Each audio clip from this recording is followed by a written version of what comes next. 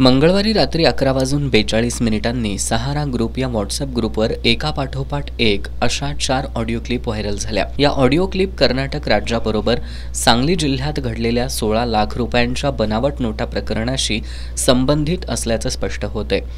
बनावट नोटा प्रकरणी काही रेकॉर्डवरील गुन्हेगारांना ताब्यात घेण्यात आलं होतं।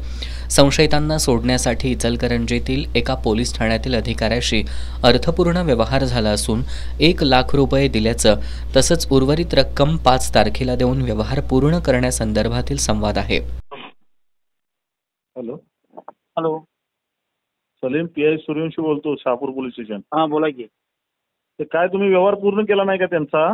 बघा मी त्यांचं गाठ घालून दिली, त्यांचं फोनवरनं बोलणं झालंय काय आणि तुम्ही मला इथं येऊन काय कबूल केलं होतं? तुम्ही देणार आहात माझ्या समोर, तुम्ही कबूल केलं होतं त्या देणार लोकांचं? नाही म्हणून सांगितलं। पैसे साहेब ते डुप्लिकेट नोटाचे पैसे आहेत साहेब।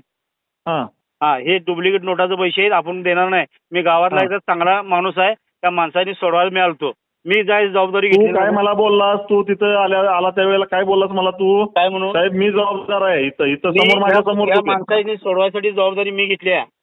जबाबदारी तू घेतली नव्हतीस। तू काय सांगितलंस? व्यवहाराला 5 तारखेला मी कबूल आहे म्हणून। आता जर उद्या त्यांनी तक्रार दिली साहेब त्यांचं बोलणं झालंय, तू पोलीस स्टेशनला ये। हा येतोय, तुम्ही कोल्हापुरात आहे? पोलीस स्टेशनला ये, सांगतो तुला काय। हा ठीक आहे। या संभाषणावरून ठरलेला आर्थिक व्यवहार पूर्ण केला जात नसल्याबद्दल पोलीस अधिकारी कर्मचारी संबंधित मध्यस्थाला दम देत असल्याचं स्पष्ट होतंय। या ऑडिओ क्लिपमधील संभाषणातून पोलीस दलाच्या विश्वासार्हतेवरच प्रश्नचिन्ह उपस्थित होत असल्यामुळं सर्वसामान्यांमधून या ऑडिओ क्लिपची चौकशी करण्याची मागणी होतीये।